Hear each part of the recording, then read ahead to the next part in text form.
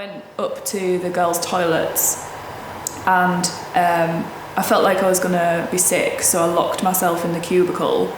But before I could even bend down or anything, I just collapsed onto the wall of the cubicle, and I was basically stuck in the cubicle in the door. And I don't know how long I was there for, but a girl saw my arm out of the door, and I don't know I can't really remember how it happened, but they managed to... Okay, I'm Maddy, and I go to Cockermouth School and I study biology. Oh, hello. I'm Robert, again, Cockermouth School, study maths, and a lot of maths and also chemistry. So I'm Gabriel, and... I'm Ben. And we go to Cockermouth School. I take physics, geography and art.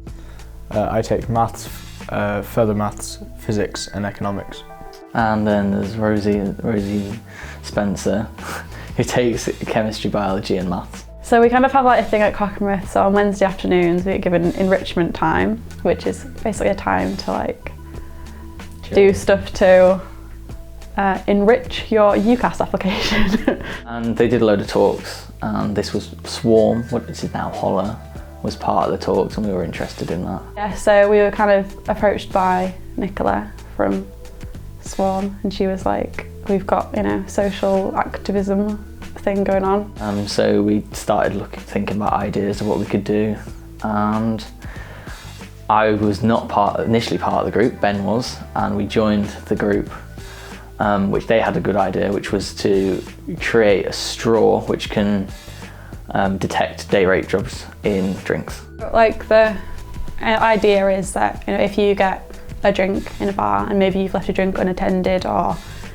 maybe there's the lights have gone off for a minute or something, and there's a possibility that someone could have done something to your drink without you noticing, that if you've got this straw in your drink, because to drink your drink, then there would be, as you kind of have the liquid, it would pass through a filter or some kind of layer within a straw and change colours, and then as you notice it's changed colours, it would mean that your drink had been spiked, so then you can just go and get a new one. Unfortunately, it looks like you may have already drank a bit of it at this point. However, if you know that you've been spiked, you're in a much better position to do something about it than if you just... consumed less of the drink, then you can be like, right, I'm going to go home and not stick around until... I'm going to go home and get a couple friends to keep an eye on me, stuff like that. Initially, I think we saw an opportunity to make a difference, and we recognised there's a lot of demand for recyclable products.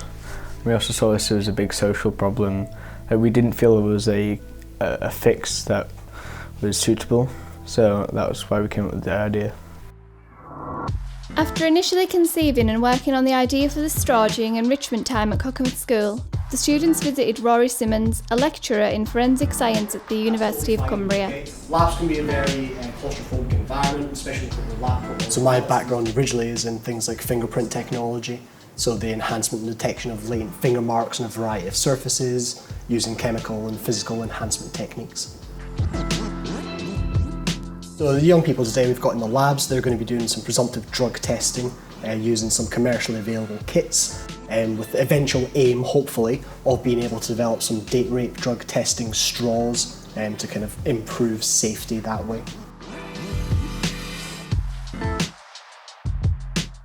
So the reagents we use are colour-based reagents. So in the presence of drugs that we'd be interested in, we hope that we see a colour change reaction. So they move from a clearless or an almost clearless solution to a very strong colour change that would give the indication that drugs could be present. They're certainly not definitive. There are things that we call false positives, so that could indicate that a drug is present when in fact it's not. But certainly that strong visual characterization caused by the reagents in the presence of those drugs is what the young people are going to be looking at. From a forensics aspect for us, one of the most important things that we could do is first of all to establish what drug is present either within that person's drink or within that person's system. So we could potentially, in a suspected case, we could seize that drink as well as obtain samples from the potential victim. In terms of creating forensic links, if we can then link a particular drug that's been used or a particular batch or blend or kind of a common pattern that's occurring there, we can then potentially link other cases together so that if we do eventually find a suspect, we could potentially solve multiple cases at once. When they first approached me, I was absolutely gobsmacked that, that they had this kind of initiative and drive themselves, that they wanted to investigate these problems that are affecting, people of their age. To be able to kind of recognise that risk and want to grab the opportunity and really innovate and kind of look for a resolution to those problems, I was so impressed from the get-go with them. We spoke to Jordan Lewis Skipper, a doorman in Carlisle, to find out how he would handle a drink spiking incident.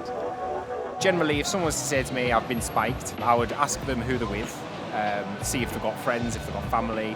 I'd ask them how bad they feel, make sure that, they're not going to die. After that, I'd see if they wanted to call an ambulance or if they wanted to get a taxi and go home. And just make sure that they're not going anywhere with anyone they shouldn't be. If they said, there's a weird guy, I think he spiked me, we would get the police and I'd just radio them, ask for Papa Charlie to the bar which I work in, and they'd come out and probably handle the situation by getting statements from the people, checking CCTV if they need to, and solving it that way. Bouncers and door staff are a common sight in towns and cities across the nation, but they're not the only ones working to keep people safe on nights out. That's those whose work takes them into the town centre. The police, the paramedics, the door staff, the bar staff, the pizza and chip shop assistants, and all whose livelihood requires that they work in that. Well, my name is Cathy Howe and I'm the area coordinator for street pastors in Carlisle. Street pastors have a three-pronged remit or strapline: listening, caring and helping. And we go out onto the streets on a Saturday night in Carlisle between 10 o'clock and about 3 o'clock in the morning to do just that, to listen to people if they want to talk, to care for them in whatever way they need care, and to help them in whatever way they need help.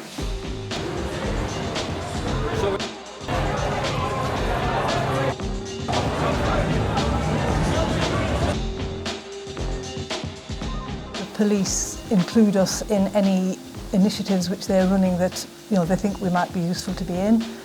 The door staff on the bars are also very much on side.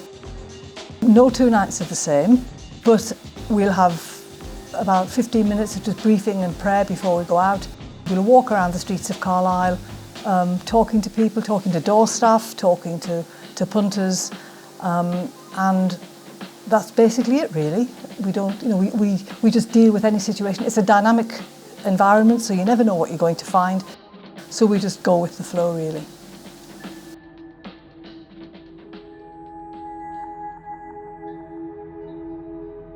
Do you have any experience of dealing with people that have been spiked? Sometimes just the way that they're behaving is not compatible with just what drink would do. You might get staring eyes and that kind of thing, and a very odd kind of behaviour which you can tell isn't just attributable to drink. So we have had it. Not very often, but we've had it, yeah.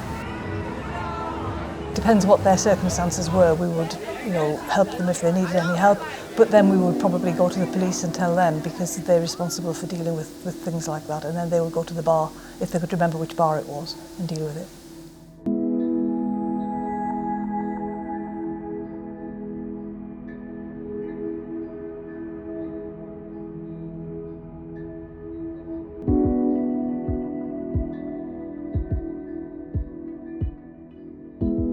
We spoke to community specialist paramedic Steve Thoburn, who explained what the consumption of date rape drugs do to a person. So it really does depend on the type of drug. So if you're thinking like ketamine itself is it's a dissociative anaesthetic, so it's actually used medically for pain relief and in larger doses to put people to sleep for medical procedures. But it certainly is used recreationally, on the street and by recreational users. In the smaller doses, it kind of creates euphoria, a feeling like lightness or kind of really chilled out dreamlike state. But yeah, depending on the amount that they've had or how used to it, it can make them feel very confused, very muddled, kind of disorientated, lack of coordination, and it can create quite a scary sensation of what we call detachment, where actually the mind and the body become almost like a feeling like it's separated in a way, which is why some people use it recreationally. But if you've been spiked with that, it's very scary, very disorientating, and it then kind of makes you at risk of kind of drink spiking, your kind of perceived awareness of danger and leaving your drink unattended. These things are more likely to occur, and it can make you completely unresponsive as well. So these are some of the risks with ketamine. Was the other one you mentioned, Rohypnol? So that's Rohypnol. It's what we call benzodiazepine drug. So like similar to diazepam or Valium is its street term. It's a very, very, very potent version of that. And again, it can make you feel very kind of muddled, confused, drowsy. You lose control of kind of muscle coordination and being able to kind of be aware of what's going on in larger doses, and even become completely unresponsive. And one of the key things around that is it actually creates amnesia, so you cannot recall what's happened as well, and that's why it's commonly associated with sexual assault as well. People are not able to remember what's actually happened. And the key thing is those two types of drugs, they are very much made worse and potentiated by alcohol as well, so their effects, which slows down the brain and the nervous system. Alcohol actually increases that impact. Earlier, Jordan explained the ideal way a doorman would respond to a drink spiking incident. But what happens when you are failed by the system that is in place to help you? I felt like I was going to be sick, so I locked myself in the cubicle. But before I could even bend down or anything, I just collapsed onto the wall of the cubicle, and I was basically stuck in the cubicle in the door. And I don't know how long I was there for, but a girl saw my arm out of the door, and I don't know I can't really remember how it happened, but they managed to get me out of the cubicle. I think they dragged me from under the door. Yeah. So I was on the floor, and I was trying to tell them what was going on, like what I was feeling, but nothing was coming to my mouth. Also, I was trying to move my limbs, and none of my muscles would move, and I was trying to move my mouth, and my muscles wouldn't move in my mouth, and my brain was telling me to just get up and get out of this situation, because I was getting very anxious, but I just couldn't get out of it. All these they were lovely, but they didn't know what to do, and there was a lot of them, so they were all we need to phone an ambulance.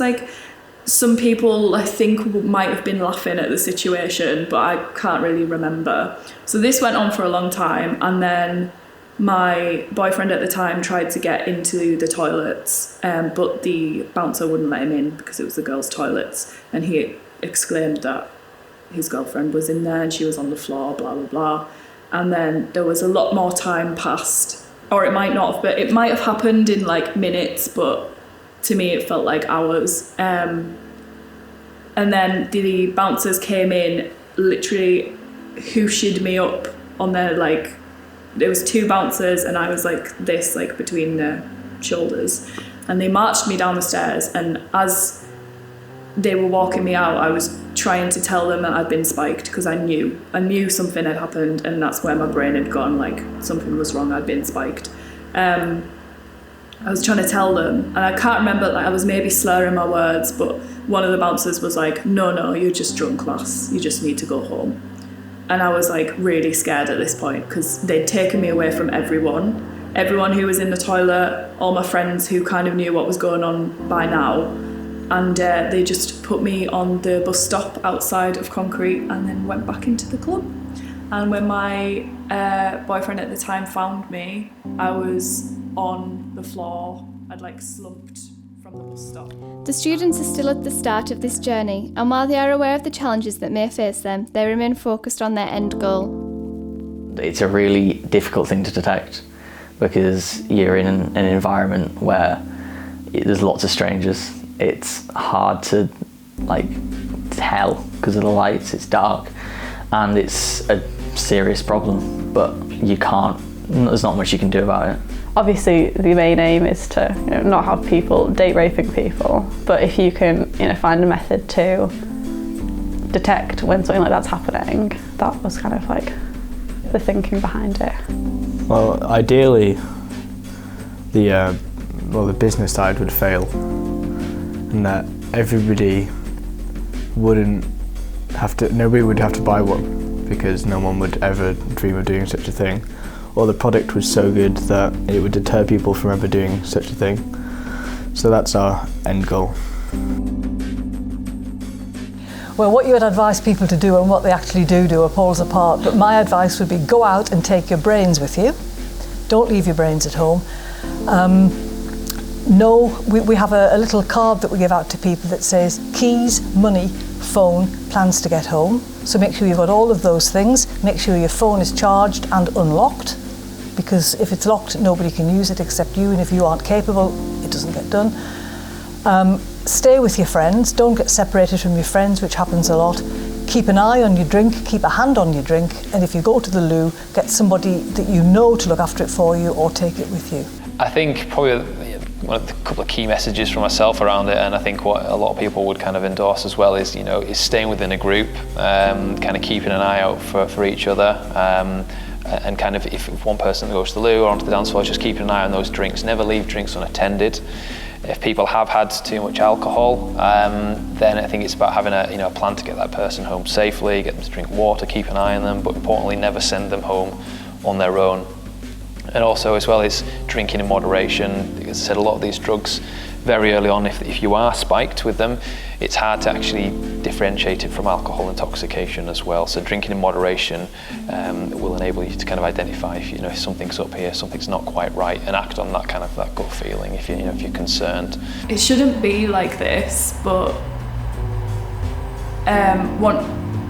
before you know the area, I think it's good to even have a sober night out and just make sure you know where all the exits are, make sure you know where you go in, which street you're on, things like that. And then once you can relax and have a drink, you just have to watch your drink at all times. It shouldn't be like that, and I don't like it when people are I remember having a conversation with someone at uni about it after it had happened, and they were like, oh well, you should have just been holding your drink.